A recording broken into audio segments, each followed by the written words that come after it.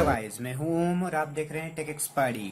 आज के इस वीडियो में हम जानने वाले हैं लूप्स के बारे में, ट्रेटर्स के बारे में। लूप्स क्या होते हैं, ट्रेटर्स क्या होते हैं, इन पे कैसे कैसे कोडिंग के क्वेश्चंस बनते हैं जो कि आपकी एग्जाम्स में पूछे जाते हैं। वो एग्जाम हो गई सीटेक की, गेट की, या कोई भी सी कॉम्पिटिटिव एग्जाम्स जिनमें सी प्रोग्रामिंग या किसी भी प्रोग्रामिंग कॉन्सेप्ट से रिलेटेड क्वेश्चंस आते हैं, तो ये वीडियो उन सब के लिए हेल्पफुल होगी।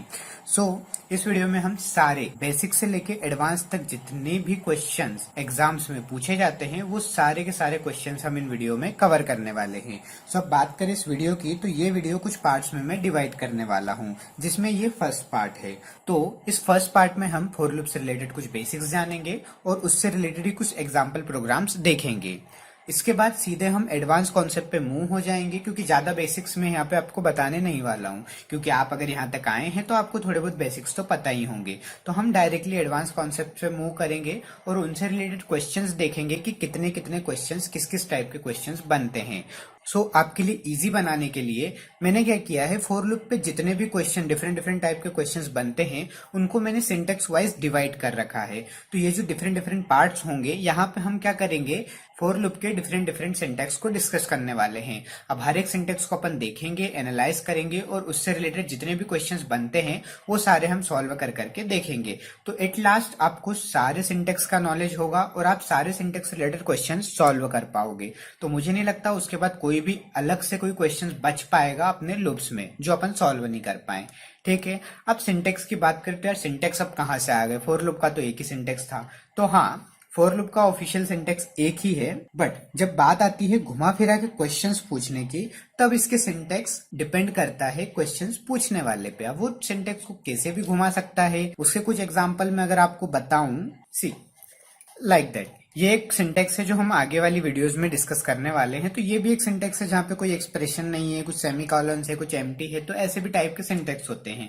ऐसे डिफरेंट डिफरेंट सिंटेक्स अलग अलग और कितने प्रकार के सिंटेक्स बन सकते हैं, ये सारे के सारे सिंटेक्स अपन डिस्कस करने वाले हैं इन वीडियोज में।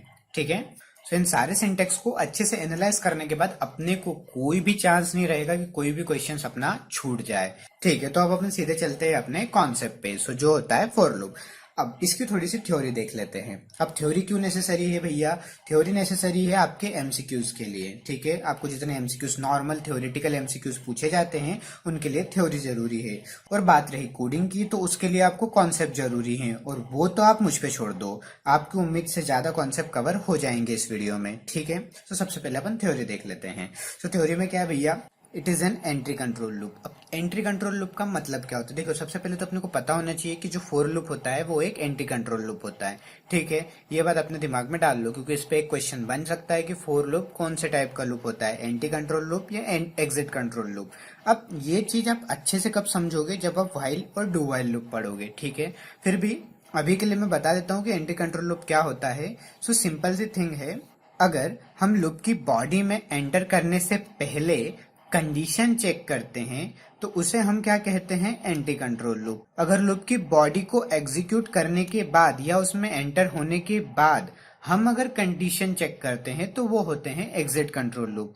सिंपल है, जस्ट सिंपल थिंग है कि कोई भी लूप हो, वो फॉर लूप हो, व्हाइल लूप हो, डू व्हाइल लूप हो, किसी भी टाइप का लूप हो, सीधा सा कॉन्सेप्ट है एंटी कंट्रोल लूप। मतलब लूप की बॉडी को एग्जीक्यूट करने से पहले ही अगर हम कंडीशन चेक कर लेते हैं तो उन्हें हम एंटी कंट्रोल लूप कहते हैं।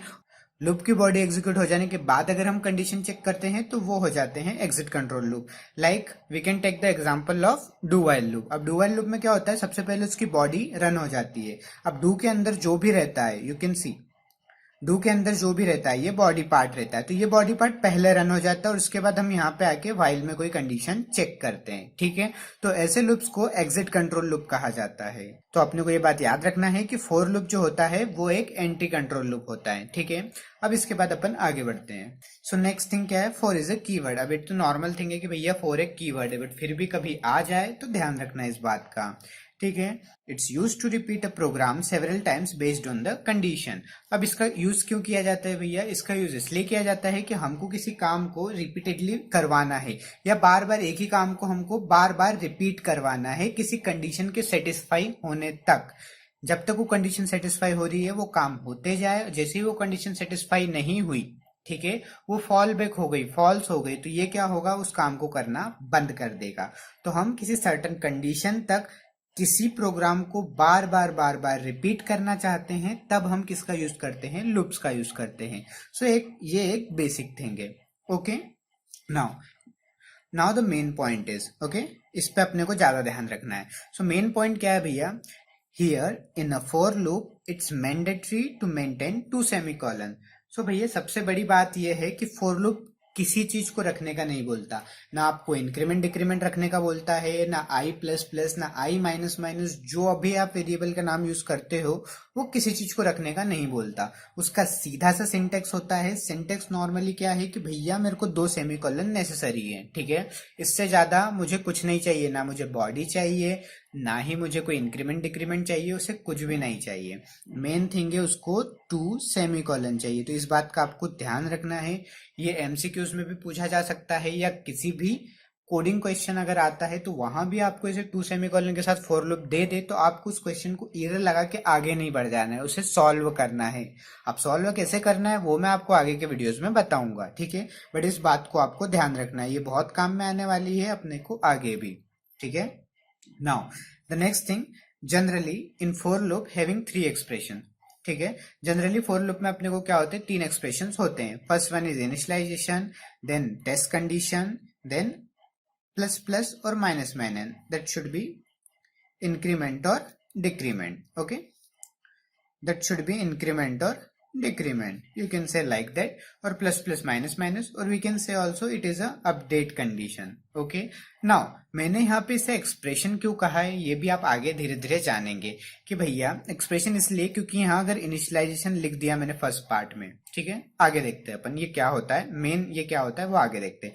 बट जनरली फॉर लूप में अपने पास ये 3 पार्ट्स होते हैं, initialization, test condition, increment decrement, okay, और इसे हम अपडेट भी बोल सकते हैं।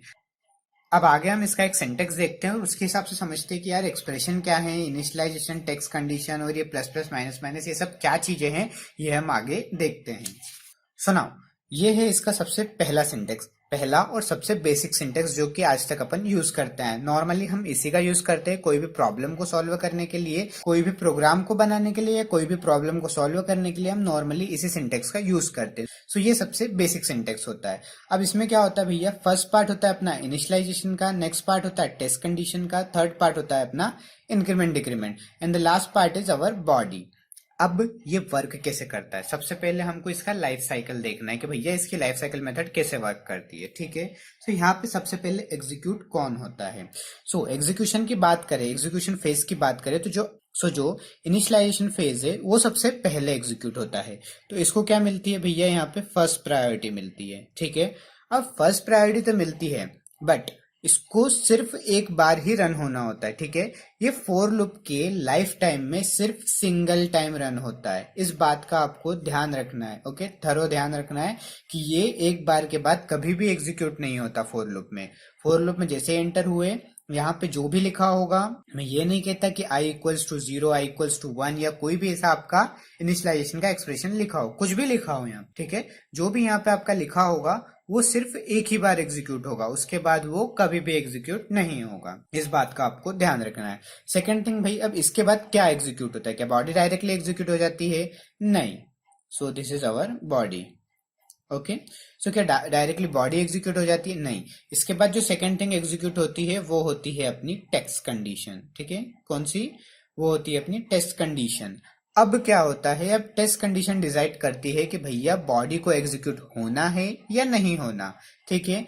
अब ये टेस्ट कंडीशन है, अगर ये ट्रू होती है, ठीक है, ये टेस्ट कंडीशन किसी तरीके से ट्रू रिटर्न करती है, ट्रू सीधी सी बात है 0 या 1, okay, 0 means false, true means 1। So अगर ये 1 रिटर्न करती है तो मतलब ट्रू है, अगर ये ट्रू रिटर्न करती है तो इसका बॉडी पार्ट एग्जीक्यूट होता है, ठीक है। सो अभी अपन समझ के चलते हैं कि इसने अभी टेस्ट कंडीशन एग्जीक्यूट की है और जो कंडीशन थी उसका रिजल्ट ट्रू आया है, तो अब क्या रन करेगा, तो अब रन करेगा अपना बॉडी पार्ट, तो ये आता है थर्ड फेज में, ठीक है। ये कहाँ आता है? अपने थर्ड फेज में आता है। तो एक बार इस टेस्ट कंडीशन के ट्रू होने पे हमारा बॉडी पार्ट एग्जीक्यूट होता है थर्ड फेज। नाउ बॉडी के बाद क्या एग्जीक्यूट होता है? तो बॉडी के बाद अपना एग्जीक्यूट होता है the last part, increment decrement, जिसको हम अपडेट भी बोलते हैं। तो ये होता है अपना फोर्थ और फाइनल पार्ट, ठीक है। This is our fourth part. Now ये एग्जीक्यूट होता है। अब जो साइकिल है वो कैसी चलती है कि भैया टेस्ट कंडीशन आई, ट्रू हुआ, बॉडी पार्ट एग्जीक्यूट हुई। बॉडी पार्ट एग्जीक्यूट होने के बाद ये कहाँ जाता है? इंक्रीमेंट डिक्रीमेंट करने या अपडेट करने उन वैल्यूज को। अपडेट करने के बाद डायरेक्टली ये एग्जीक्यूट नहीं होता, इसको तो आप भूल जाओ, एक बार एग्जीक्यूट कर दो उसके बाद भूल जाओ। अब क्या एग्जीक्यूट होगा भाई? इंक्रीमेंट डिक्रीमेंट एग्जीक्यूट होने के बाद डायरेक्टली एग्जीक्यूट होती है टेक्स्ट की कंडीशन, ठीक है। अब अगेन टेस्ट कंडीशन चेक होगी, क्या ये ट्रू है? कंडीशन कुछ भी हो सकती है, like 5 is greater than 6, 6 is greater than 5, like that कोई भी कंडीशन हो सकती है, वो अपने पे डिपेंड करता है अपन क्या कंडीशन लिखना चाह रहे हैं, ठीक है। अब अगेन अगर ये ट्रू होती है तो ये पार्ट फिर से एग्जीक्यूट होगा, तो यहां से अपन वापस यहाँ पे आ जाएंगे, ठीक है। नाउ ये एग्जीक्यूट होने के बाद फिर से क्या होगा? बॉडी पार्ट एग्जीक्यूट हो गया। बॉडी पार्ट एग्जीक्यूट होने के बाद again increment decrement, again text condition, again body part. तो ये क्या होता रहता है भैया? ये फर्स्ट टाइम चलता है इसके लाइफ साइकिल में 1 2 3 4। आफ्टर दैट क्या होता है? सिर्फ 2 3 4, 2 3 4, बस यही रन होते रहता है, ठीक है। तो इससे अपने को क्या समझ पड़ती है कि ये जो पार्ट है ये इसके लाइफ टाइम में एक ही बार एग्जीक्यूट होता है, इससे ज्यादा नहीं एग्जीक्यूट होता। और ये जो पार्ट है ये चलता रहता है जब तक कि ये कंडीशन ट्रू होती रहती है। अब जब ये कंडीशन क्या हो जाए? फॉल्स हो जाए, ठीक है। तब क्या होगा? जब भी ये कंडीशन फॉल्स होती है, मीन्स जीरो रिटर्न करती है, तब ये डायरेक्टली इस फोर लूप से बाहर चले जाता है, ठीक है। ये इस फेज में आ जाता है, इस लाइन पे आ जाता है। अब इस लाइन पे कोई स्टेटमेंट लिखा हो सकता है या कोई अदर लाइन ऑफ कोड, कोई सिस आउट, कोई प्रिंट, कुछ भी हो सकता है यहाँ पे। तो वो चीज रन होती है, ठीक है, मतलब rest of the code run होता है। अब फोर लूप रन नहीं होगा अगर ये कंडीशन फॉल्स हुई, तो ना इंक्रीमेंट डिक्रीमेंट रन होगा, ना बॉडी पार्ट रन होगा, और इनिशियलाइजेशन को तो अपन भूल ही चुके हैं।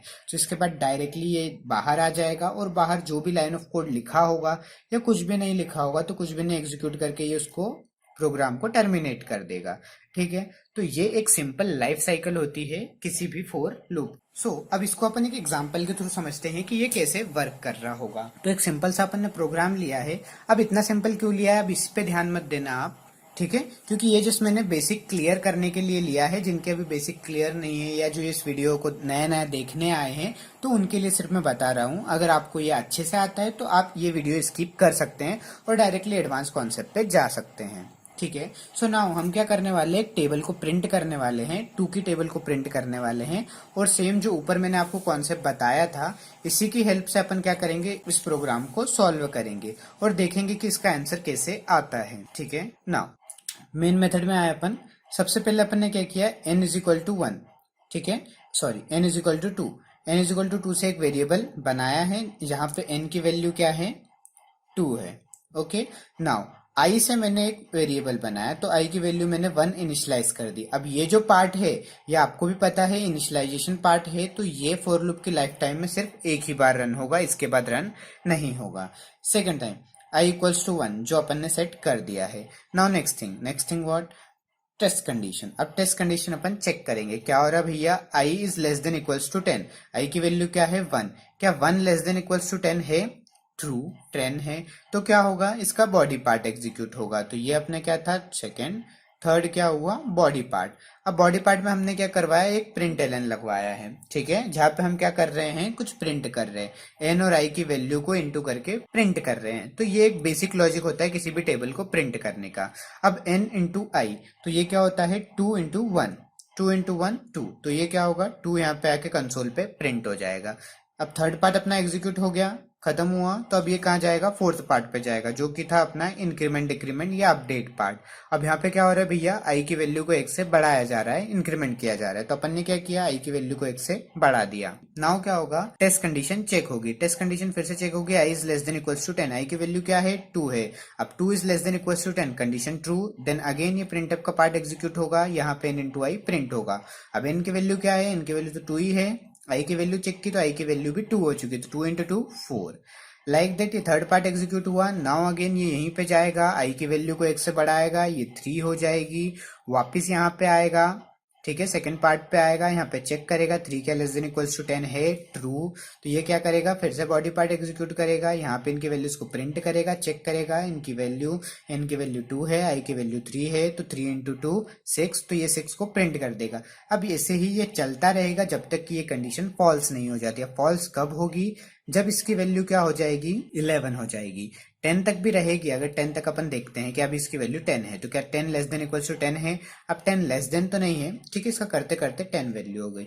अब 10 लेस देन तो नहीं है बट इक्वल है, 10 क्या इक्वल है 10 के, हाँ है। तो ये क्या करेगा, यहाँ पे आके फिर से इस स्टेटमेंट को एग्जीक्यूट करेगा। एन की वैल्यू तो 2 ही थी, आई की वैल्यू 10 हो चुकी, तो 2 इंटू 10 20, तो ये 20 को प्रिंट कर देगा।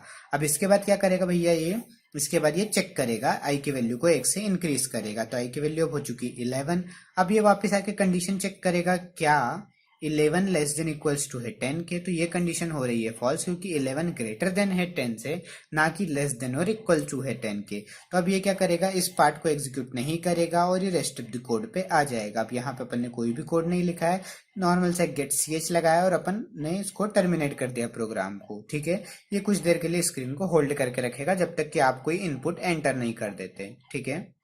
नाउ तो इससे क्या समझ में आया भैया कि अपना एक नॉर्मल फॉर लूप बेसिकली कैसे वर्क करता है, कैसे हम उसको ट्रेस कर सकते हैं, ठीक है। ये एक ट्रेसिंग की टेक्निक है जो आपको बेसिक लेवल पे फॉलो करनी है। जब आप बिगिनर लेवल पे स्टार्ट कर रहे हैं प्रोग्रामिंग, तो आपको ये ट्रेसिंग को फॉलो करनी है। हर बार भाई आई है, जे है, अगर आप के है, ऐसे कुछ आपके पास वेरिएबल्स हैं तो उनको लेके रखो, यहाँ पे किसी भी एक जगह पे लेके रखो, उनकी वैल्यूज को इंक्रीज करते जाओ और हर एक चीज को ट्रेस करते जाओ। अगर आप यहाँ से ट्रेस करना सीख गए तो आपके आंसर कभी भी गलत नहीं आएंगे, ठीक है। थोड़ा टाइम लगता है बिगिनिंग में, बट जब आप अच्छे लेवल पे पहुंच जाते हो तब ज्यादा इसकी जरूरत नहीं पड़ती है, और अगर पड़ती भी है तो आप बहुत जल्दी इसको सॉल्व कर लेते हो, ठीक है।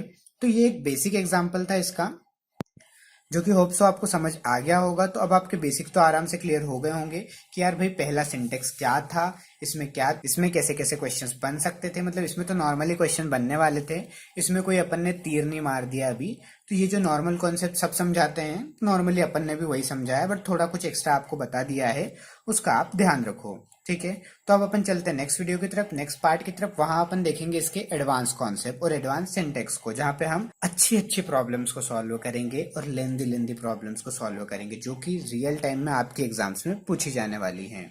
सो bye guys, thanks for watching this video. अगर थोड़ा भी ये वीडियो पसंद आया, हेल्पफुल लगा आपको, तो please like this video, share करो अपने दोस्तों के साथ जो भी अभी किसी एग्जाम की प्रिपरेशन कर रहे हैं, कोडिंग रिलेटेड एग्जाम की प्रिपरेशन, कोडिंग चैलेंजेस की प्रिपरेशन कर रहे हैं, तो उनके लिए बहुत ज्यादा हेल्पफुल हो सकती है वीडियोज। उनके साथ शेयर करो और प्लीज चैनल सब्सक्राइब करना मत भूलना। बाय गाइस, मिलते हैं हम नेक्स्ट पार्ट।